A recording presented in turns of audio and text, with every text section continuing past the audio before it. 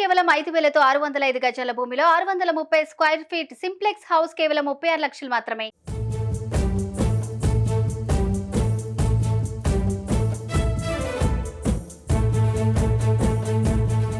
ఈసారి ఎలాగైనా అధికారంలోకి రావాలని బలంగా కోరుకుంటున్న తెలుగుదేశం పార్టీకి మరో గండం వచ్చిపడింది. 2009 ఎన్నికల నాటి పరిస్థితుల్లో రిపీట్ కానున్నాయా? పార్టీ వ్యతిరేక ఓటు చీలకూడదన్న పవన్ కళ్యాణ్ ఆలోచన ఆవేశంగానే మారిపోతుందా? మరోసారి ఓట్ల చీలిక తప్పదా? టీడీపీ అధినేత ఆశలు అడియాసలు కానున్నాయా? ఇంతకీ చంద్రబాబు ఆశలకు గండి కొట్టబోతున్నదెవరు? ఏపీ రాజకీయాల్లో చోటు చేసుకుంటున్న కీలక పరిణామాలు అధికారాన్ని ఎవరికి దగ్గర చేస్తాయి, ఎవరికి దూరం చేస్తాయి?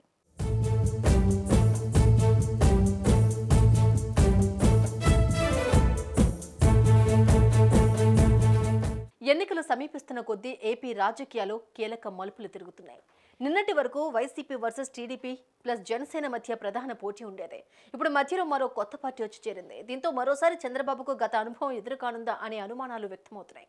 దాదాపు ఆ పార్టీ ఓడిపోయిన ప్రతి ఎన్నికల్లోనూ గెలుపు ముంగిట ఓ పరిణామం జరగడం, చంద్రబాబు ఓడిపోవడం కామన్ గా జరుగుతోంది. 2009 ఎన్నికల్లో ఇలాగే బలమైన వైఎస్ రాజశేఖర రెడ్డి సారథ్యంలోని కాంగ్రెస్ ను ఓడించేందుకు చంద్రబాబు అన్ని పార్టీలను కూటమిగట్టారు. నాటి టీఆర్ఎస్ కమ్యూనిస్టులతో మహాకూటమి పెట్టారు.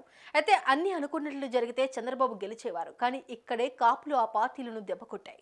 నాడు కాపు ఓటు బ్యాంక్ టార్గెట్ ప్రజారాజ్యం పెట్టిన చిరంజీవి నీతిమంత రాజకీయాలు అంటూ పోటీ చేసిన లోక్సత్తా అధినేత జయప్రకాష్ నారాయణ్ ఏకంగా చంద్రబాబు అధికారంలోకి రాకుండా అడ్డుకున్నారనే ప్రచారం ప్రజల్లో ఉంది.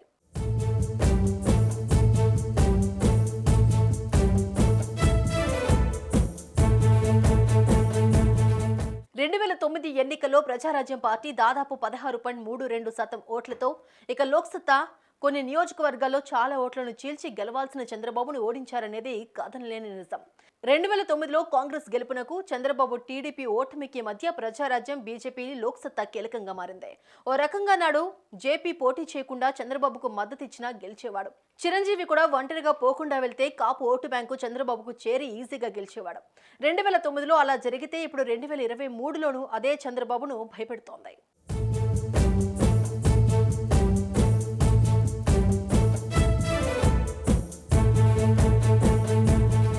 2009లో జరిగిన తప్పు మళ్లీ జరగకుండా చంద్రబాబు ఈసారి ముందు జాగ్రత్త పడ్డారు. 2019 ఎన్నికల్లో కూడా జనసేన విడిగా పోటీ చేయడంతో కాపు ఓటు బ్యాంకు వైసీపీ జనసేన మధ్య చీలిపోయి ఘోర పరాజయాన్ని మూటగట్టుకున్నారు.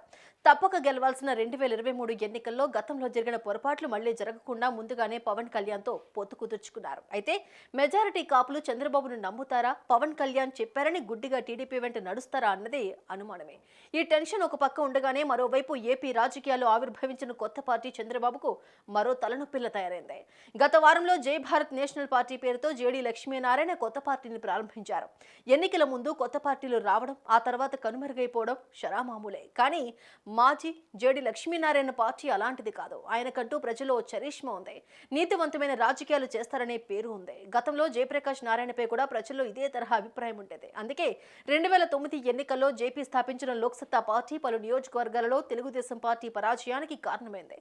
ఇప్పుడు లక్ష్మీనారాయణ పార్టీ కూడా ఎలాంటి ప్రభావం చూపుతుందోననే భయం టీడీపీ శ్రేణుల్లో నెలకొంది.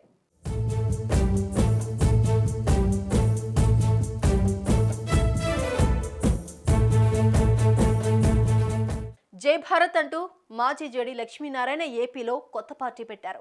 స్వయంగా కాపు అయిన ఈయనకు సమాజంలో మంచి పేరుంది, నిజాయితీ గల నేతగా పేరుంది. అదే ఆయనకు క్రేజ్ ను, ఫేమ్ ను తీసుకొచ్చింది.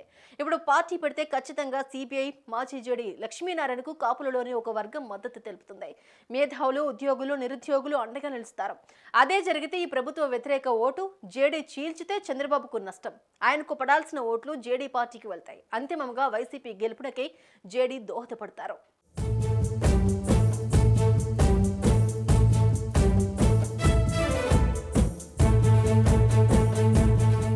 వీఆర్ఎస్ తీసుకుని రాజకీయాల్లోకి అడుగులు వేసిన లక్ష్మీనారాయణ ఓ దశలో బలమైన రాజకీయ శక్తిగా ఎదుగుతారు అనిపించింది.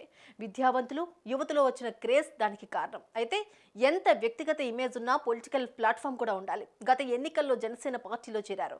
గ్లాసు గుర్తుపై విశాఖ లోక్సభ ఎంపీగా బరిలోకి దిగారు. 2.80 లక్షలకు పైగా ఓట్లు సాధించినా విజయం దక్కలేదు. ఆ తర్వాత జనసేనకు గుడ్ బై చెప్పిన వివి 4.5 ఏళ్లుగా విశ్లేషకుడిగా మారిపోయారు. అయితే తనకు కలిసొచ్చే ఏ వేదికను కూడా ఆయన వదలడం లేదు. నిత్యం ప్రెజర్లో ఉంటూ వస్తున్నారు. వివిధ కార్యక్రమాల్లో పాల్గొంటూ అందరికీ మరింత చేరువుగా వెళ్తూ ఉన్నారు. వచ్చే ఎన్నికల్లో విశాఖ నుంచి పోటీ చేయడం పక్కా అని తేల్చేసిన ఆయన ఇప్పుడు మరో పార్టీలో చేరడం ఏంటి అనే ఉద్దేశంతో కొత్త పార్టీ పెట్టేందుకు మొగ్గు చూపారు. అందులో భాగంగానే 6 నెలల క్రితమే సెంట్రల్ ఎలక్షన్ కమిషన్ దగ్గర జై భారత్ నేషనల్ పార్టీ పేరుతో దరఖాస్తు పెట్టుకున్నారు.